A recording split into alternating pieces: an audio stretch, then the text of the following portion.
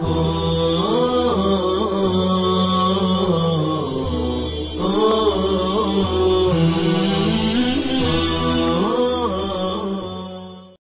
الرحمن الرحیم۔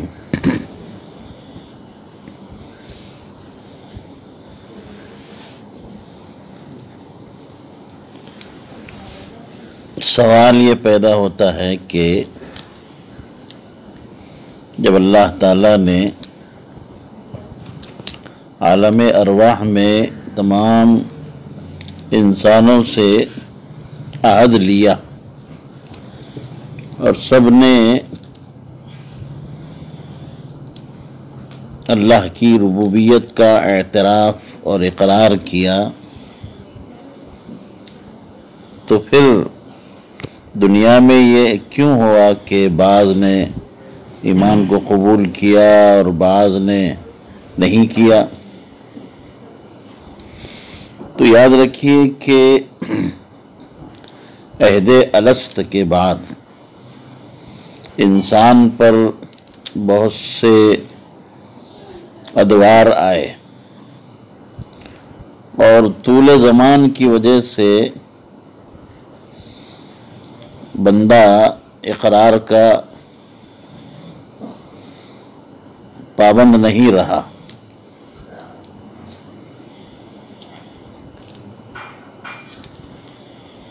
یہ اس بات کی دلیل نہیں ہے کہ اقرار اور اعتراف کا واقعہ ہی پیش نہیں آیا۔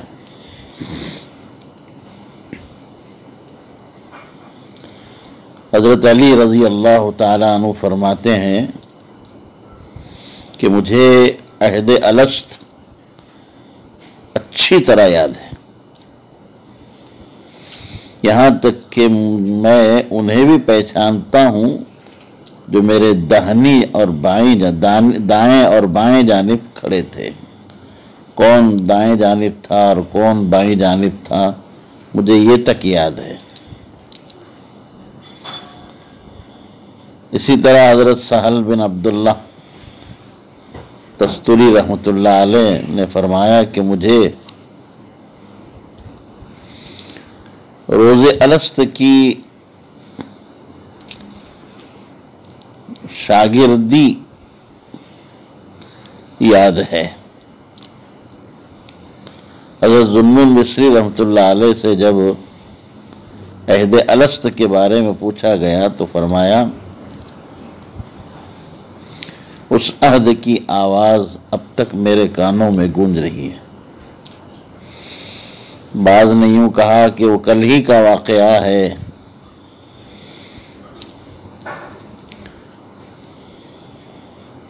اب ایک سوال پیدا ہو رہا ہے کہ عہد الست کے موقع پر انسان زندہ تھے اور عاقل تھے کہ انہوں نے زبان سے جواب دیا، یا ان کا یہ اقرار اور اعتراف بزبان حال تھا؟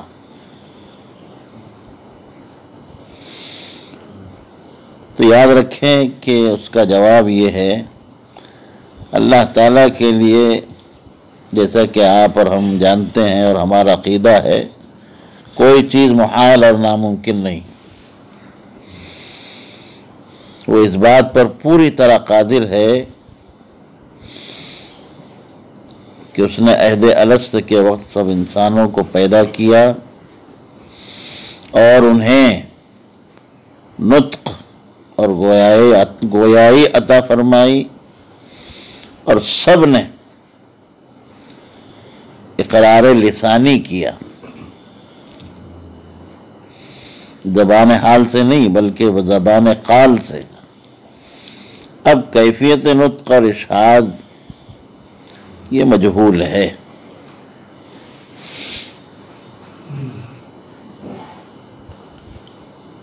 پھر یہ سوال کہ جب سبھی نے اللہ کی ربوبیت کا اقرار کیا تو بعض منکر کیوں ہوئے؟ امام ترمذی رحمۃ اللہ علیہ نے اس سوال کا جواب دیتے ہوئے فرمایا کہ حق تعالی نے اس وقت کافرین پر اپنی ہیبت اور اپنے رعب کی تجلی ڈالی تھی، جس کی وجہ سے انہوں نے اقرار ربوبیت کیا تھا، لہذا ان کا یہ اقرار ان کے حق میں نفع بخش نہیں ہوا۔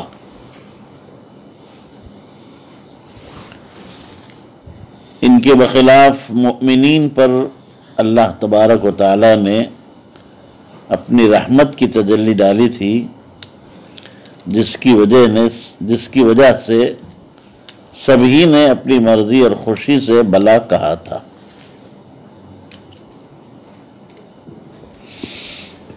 یہاں ایک تعارض لازم آ رہا ہے، جس کی تقریر یہ ہے کہ حدیث سے تو یہ معلوم ہو رہا ہے کہ اللہ تعالیٰ نے تمام اولاد آدم کو، تمام انسانوں کو پشت آدم سے نکالا، جبکہ قرآن مجید کی آیت وَإِذْ أَخَذَ رَبُّكَ مِن بَنِي آدَمَ مِن ظُهُورِهِمْ سے معلوم ہو رہا ہے کہ آدم کی اولاد کی پشتوں سے نکالا گیا۔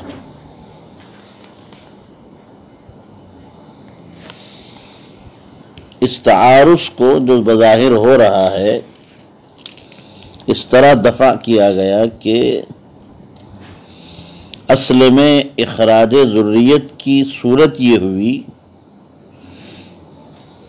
کہ پہلے حضرت آدم علیہ السلام سے ان کی صلبی اولاد کو نکالا گیا، پھر ان کی اولاد کی پشتوں سے ان کی صلبی اولاد کو، پھر ان کی اولاد سے ان کی اولاد کو، اس طریقے سے سلسلہ وار بالترتیب یہ نکالا گیا۔ آیت شریفہ میں ان وسائط کو حذف کر دیا گیا، اور حدیث پاک میں آیت شریفہ میں قرآن مجید کی آیت میں ان وسائط کو ذکر کیا گیا، اور حدیث میں ان وسائط کو حذف کر دیا گیا، اور ابتدائی جو کڑی تھی اس کے ذکر پر اکتفا کیا گیا۔ فَاسْتَخْرَجَ مِنْهُ ذُرِّيَّةً، اللہ تعالیٰ نے اولاد آدم کو نکالا۔ اب ایک سوال ہے کہ کہاں نکالا؟ تو اس سلسلے میں مختلف باتیں ہیں۔ ایک تو ایک حضرت آدم علیہ السلام کے جنت میں داخل ہونے سے پہلے مکہ اور طائف کے درمیان میں یہ واقعہ پیش آیا۔ دوسری بات یہ ہے کہ عرفہ کے قریب وادی نعمان میں۔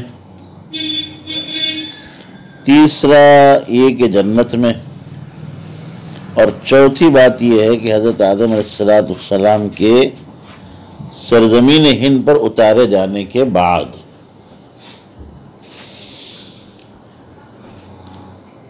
کیفیت استخراج کیا تھی، کس طرح نکالا گیا؟ اس سلسلے میں پہلی بات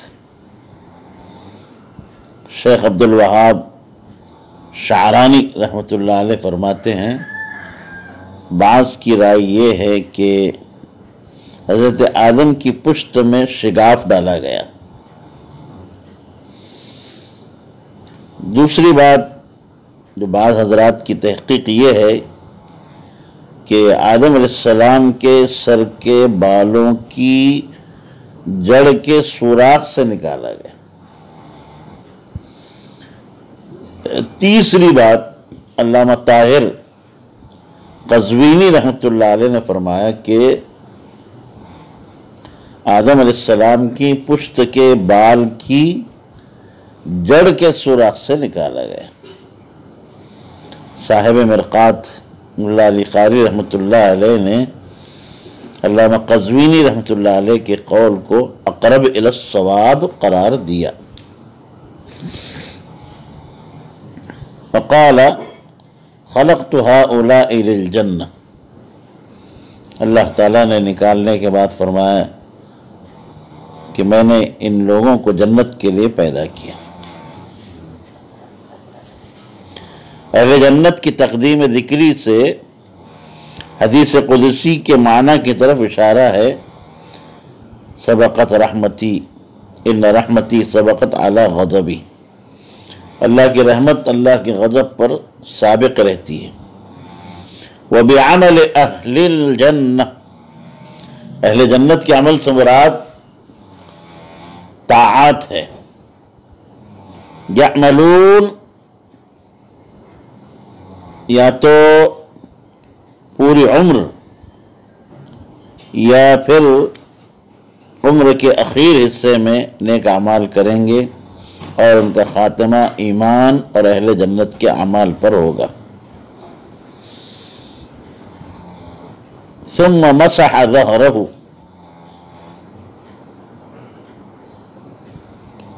یہاں پر ایک سوال پیدا ہو رہا ہے کہ جیسے ما قبل میں ثم مسح ظہرہ بیمینہ کہا تھا، یہاں پر بیمینہ کیوں نہیں فرمایا؟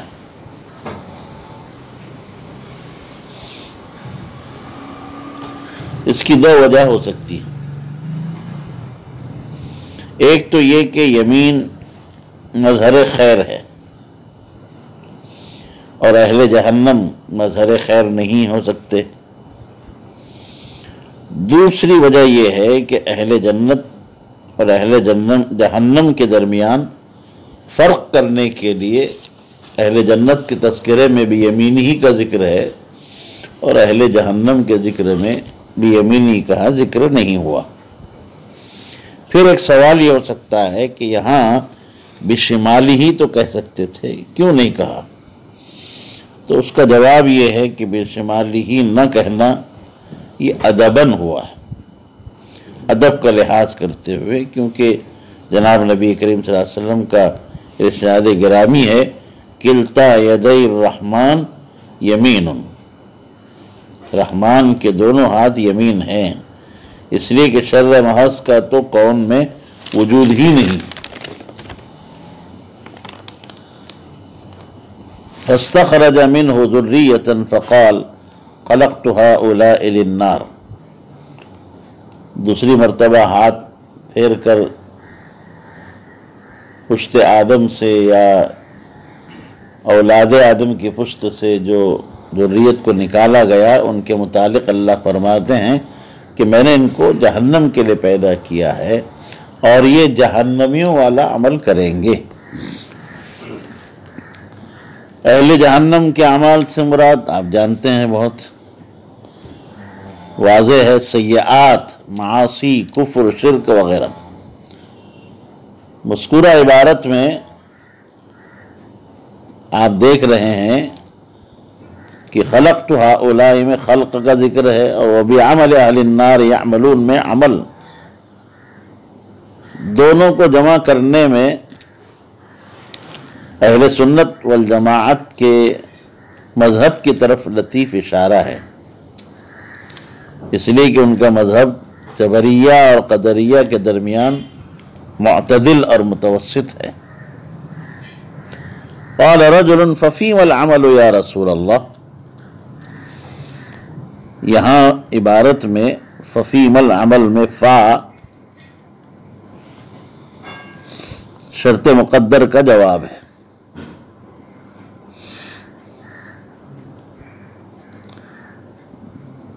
مقدر جواب شرط پر یہ داخل ہے اور فی لام غرض کی جگہ واقع ہے۔ اذا کان کما ذکرت یا رسول اللہ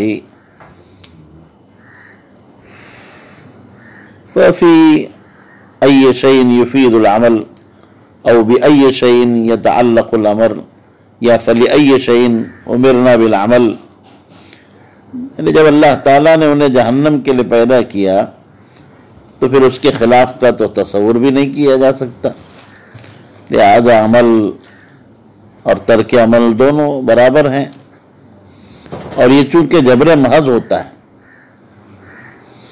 اس لیے اس کے ساتھ عمل سے متعلق قدر کی ایک نوع کو بیان کیا گیا تاکہ امر مستقیم اور دین قویم میں اعتدال پیدا ہو جائے، جو نام ہے اللہ کے خلق اور بندے کے کسب کا۔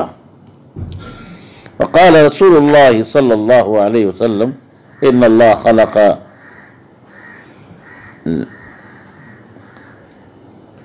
العبد للجنت استعملہ بعمل اہل الجنہ، اللہ تعالیٰ بندے کو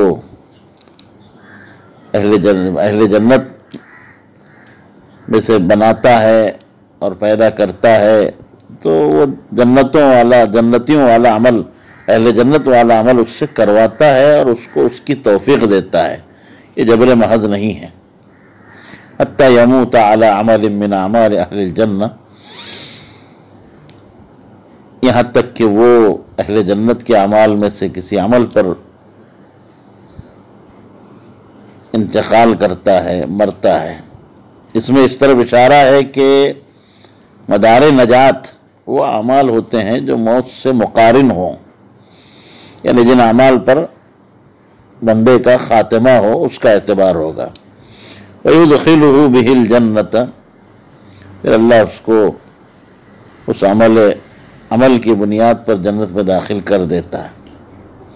یاد رکھیے اس سے پہلے بھی بات بتائی گئی تھی کہ یہ ادخال جنت بسبب افضال،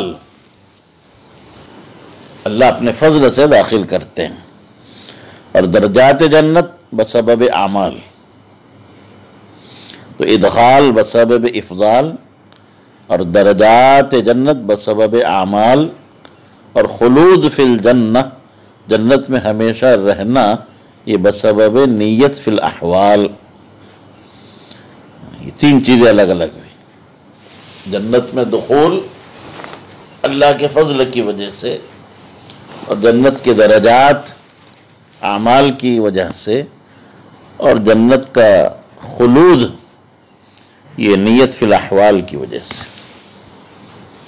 وَإِذَا خَلَقَ اللَّهُ الْعَبْدَ لِلنَّارِ استعمله بعمل أهل النار حتى يموت على عمل من أعمال أهل النار ويدخله به النار۔ جب اللہ تعالیٰ کسی بندے کو جہنم کے لیے پیدا کرتے ہیں تو اس کو جہنمیوں والے عمل کی توفیق سے کرواتے ہیں، یہاں تک کہ وہ جہنمیوں والے اعمال میں سے کسی عمل پر اس کا خاتمہ ہوتا ہے، اور اسی وجہ سے اللہ اس کو جہنم میں داخل کرتے ہیں۔ یہاں پر بھی وہی بات کہی جائے گی کہ ادخال فی النار یہ بسبب عدل ہے، جیسے بھی بتایا کہ ادخال فی الجنہ بسبب فضل ہوتا ہے، یہ ادخال فی النار بسبب عدل، اور درجات بسبب اعمال، اور خلود فی النار یہ بسبب نیت و طول عمل۔ خلود فی النار کی وجہ نیت اور طول عمل کو، طول عمل تو آپ جانتے ہی ہیں، لمبی لمبی آرزویں کرنا۔ انسان کی زندگی مختصر ہوتی ہے لیکن اس کی آرزویں بہت طویل ہوتی ہیں۔ تو یہاں پر جیسے میں نے بتایا کہ خلود فی النار، جہنم میں ہمیشہ ہمیشہ رہنے کی جو وجہ بتائی گئی کہ وہ ہے نیت اور طول عمل۔ اس کو کیوں وجہ قرار دیا گیا ہے خلود فی النار کی؟ تاکہ کوئی اعتراض نہ کر سکے، اور یہ اعتراض نہ کیا جا سکے کہ بظاہر عدل کا تقاضا تو یہ تھا کہ جس نے مثلا 70 سال کفر کیا ہو اسے 70 سال سے زیادہ عذاب نہ دیا جائے۔ اگر 70 سال سے زیادہ عذاب دیا جا رہا ہے تو بظاہر عدل کے خلاف ہے اور ظلم ہے۔ تو بتلایا گیا کہ کافر مشرک کی نیت یہ تھی کہ اگر ابد الآباد تک زندہ رہتا تو وہ اپنے کفر پر مستمر رہتا اور مصر رہتا۔ اب یہ اس کا کفر پر مصر اور مستمر رہنا یا تو بطور جہل کے یا بوجہ عناد کے،